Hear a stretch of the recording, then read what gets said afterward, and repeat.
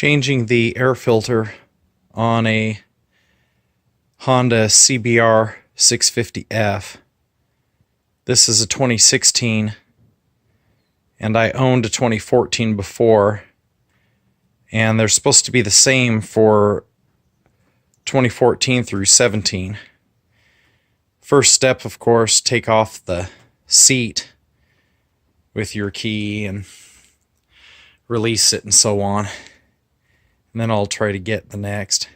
So after removing the seat, you'll see that the hinge for the gas tank is here, and this will eventually swing up, and my electric cable for the battery tender's in the way. At the very least, these two top screws for the main front fairings do come off for sure. That you don't have to remove the fairings, if I remember correctly. And then there's some other screws. I'll try to identify them as I go as well. Almost all of the exterior screws on here do take a number 5 hex driver. I'll be using that. Okay, I've got the two front top screws removed in front of the tank that hold the fairings down. And because I'm anal retentive, I'm going to keep them in the same orientation as the bike.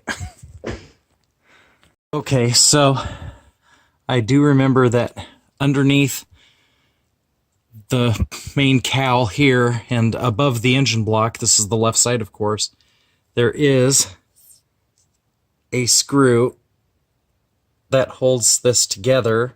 That does have to come off, so it'll all sort of not come totally loose, but it'll be able to be flexed away from the bike.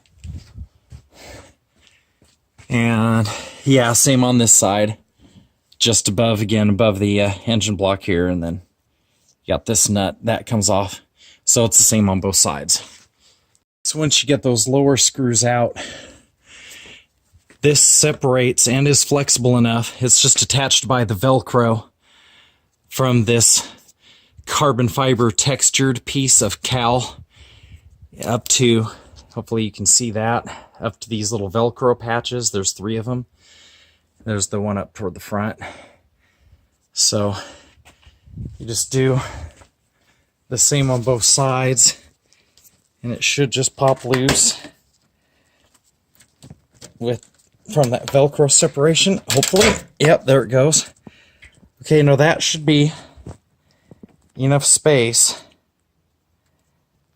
if I recall correctly, to get that gas tank up and out of there without it scratching anything. There's this little part right here. There's this joint, but it should be flexible enough to pull away. Okay, so the upper pillar nuts or screws have to appear. I think they also come loose in order to get this whole piece out right here. Okay, so if this is even working, I took out those upper screws to that pillar so it could give it more flexibility to pop out. You don't have to pull it too far, but you got to get it loose a little bit more. Then down in there, right in the center of the video, hopefully, you'll see that shiny 10mm nut slash bolt. That comes off, and I'm on the right side of the bike. And hopefully you can see over here, it's the same on the left side. So those come out, I believe. I'm going to try that next. Okay, so I got this 10mm bolt out. It's about 1.5 inches long or so. And it came out of that little washer-looking thing right there in the center. And that bolt right there is just attached to the frame. That has nothing to do with the gas tank, so don't do anything with that. Just that area there. So that's the left side. I'm going to be going to the right side and taking care of that. Okay, the right side, now that I remember, is a little bit different. Got this video going. So when you get this upper screw loose at this pillar here by the instrument cluster, you make sure it's just loose enough and flexible. Come down this joint, and then this has a bunch of those little snappy looking, I don't even know what to call them, but there's these, you know, just these clips. They don't come out. They're molded to the plastic, but you snap them into this hole here and that hole up there and yada yada. And so you just gently pull them apart.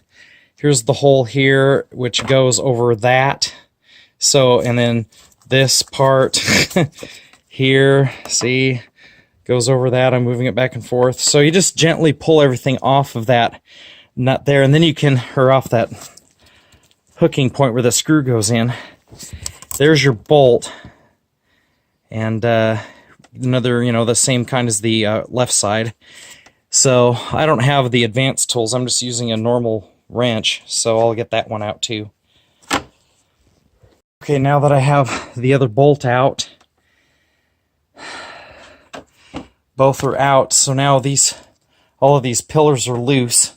So this hopefully will, and it seems to be, the gas tank is, what do you call it, loose.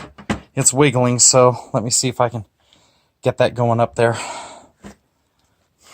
Okay, so I have the gas tank finally lifted up. What you have to be careful with is these two things that I just unbolted are attached to the tank, so it's a part of the frame up for it. And so on both sides, you just have to be careful to dodge your pillars. On the left and right there, you have to sort of wiggle the gas tank while you're pushing each if you're doing this by yourself. Then, as you can see, the hinge at the back, and it'll go quite a ways. Mine's a little loose right now. I need to tighten it back up. And then on the inside of the tank area, you'll see where, here's your main fuel line. That's on technically the right side of the bike with the clamp. That one that's empty is that hose right there. Just popped off of that. That's your emergency drain line for venting, I guess. Anyway, so you just have to remember to hook that back up when you're done. So what you now need is a prop, and it has to be angled in such a way, probably hooked up toward the bolt for the steering just under the ignition. I think that's where I had it last time, and it's like a stick. And then you just, because you have to stay away from the airbox as much as possible because there's no prop built in for this bike. I don't know why Honda didn't think of that. Anyway, so you just put a prop up under here somewhere to hold it up because, as you can see, this airbox has several Phillips screws all throughout, and you have to also unplug the airflow sensor electrical component there. And then there's a deep screw right behind it down that hole, and so you need a long screwdriver for that. And I also think that is a Phillips as well, but I'll find out soon. Okay, so I made a makeshift stick from an old piece of furniture. I measured it. It's 19 inches long, and it seems to be perfect, and it's not overstretching the main fuel line here from the tank down to the, you know, engine compartment area. So anyway, 19-inch dealy bob. I've got it propped up right against the edge of that steering bolt, and it's just sort of up in the upper right corner of the tank. It's kind of leaning too because, like I said, these bolts here are a little loose. For that, I just need to tighten it up before I'm done. So now for the main event, unhook your airflow sensor, whatever it is, O2 sensor, I don't really care. It just comes undone. And then all around, you've got your Phillips screws, and they're all throughout, even in the, they're down there too in the compartment underneath the gas tank, and then that deep one down there. You can't see it because it's dark, but it's down there. There's another one. You don't have to undo these two Phillips at the connector for the airflow sensor. Just unplug it. You can leave those. Hooking the plug for the airflow sensor. So I've got it unplugged now, but what you do is this tab right here, you don't lift up on it, you actually push down. Push down nice and firm, and then that will release it from there, and then you just gently pull it out, or you can push it with the screwdriver a little bit. Okay, so the first thing I did after getting that doodad disconnected, by the way, the cable goes under these two little clips. You just slide it in each one, that way it secures it better. So I loosened the screw down in the hole first. It's a Phillips, like I thought. Then I got that one, that one's in the forward position, and all around. And this thing's not going to focus very well now, but there's a total of, looks like 8 screws. I have them oriented correctly. This is that top center. This is the rear center toward the gas tank. And I'm just kind of OCD like that to make sure all the screws go back in the same holes in case there's a problem. So that should be it. Let me try to get this popped off here. And yeah, it's the lid's popping off. I want to say I recall there being more parts underneath that have to come out, or more screws or something. This one's not being very cooperative because I don't have a free hand, but maybe that screw's not undone. I'm going to go have to unloosen that, or loosen it more. Hang on. Okay, so I finally got the air box cover off.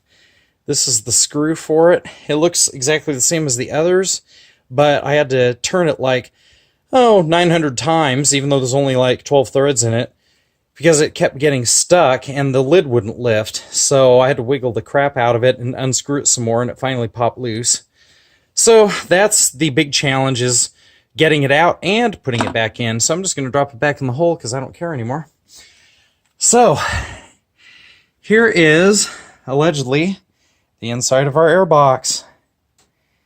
And there's the, I don't know, that's air intake for the injectors, and rubber seal all around the whole box. And then this is the air filter.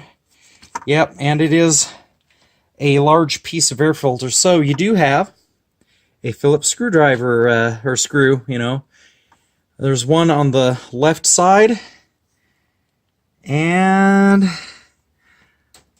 one on the right side, and that might be the last 2 screws we have. And then that thing will pop off of there. Let me get that, hopefully. I got those 2 screws out, here and here.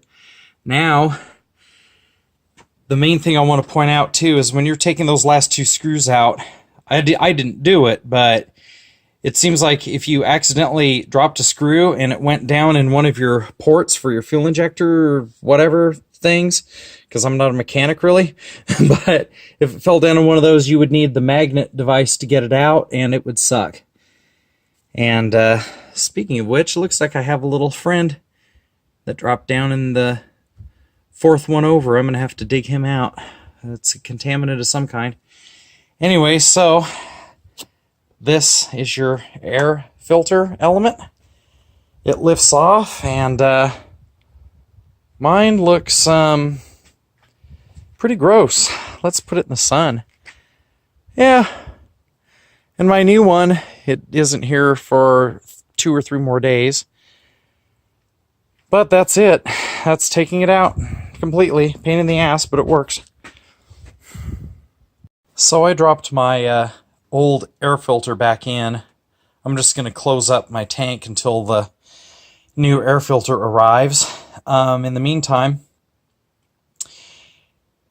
when you're dropping your gas tank back down, just be sure that you hook the emergency venting hose here back up to there as you're sort of lowering it down.